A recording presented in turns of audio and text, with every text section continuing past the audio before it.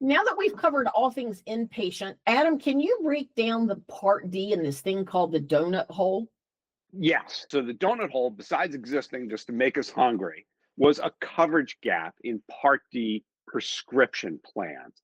And really broadly speaking, Part D plans covered up to a certain amount and then stopped covering and then would pick up again at a much higher amount, essentially a catastrophic level. And there was this gap in between that got called the donut hole. So the donut hole is now gone. It was eliminated as of January 1st, 2025.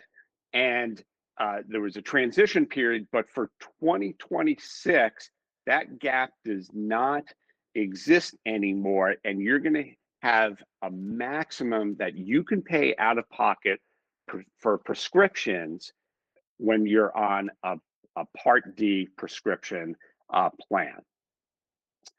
So that sounds great. There are other changes happening to Part D, some of them partly as a result of the donut hole changes. But Kim, can you tell us more about what's happening to Part D in 2026? I'd be happy to. Let's talk more in detail.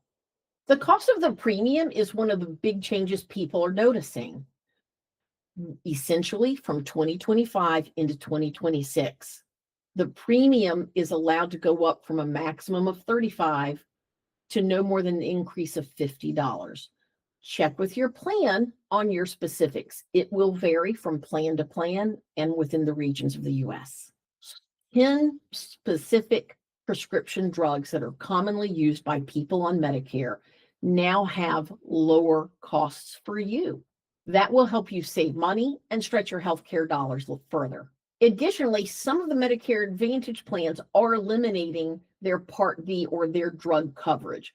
So if you've got a Medicare Advantage or you're thinking about selecting a Medicare Advantage, talk specifically and ask specifically about drug coverage. Adam, can you help explain the Part A and B premiums and what's changing for 2026?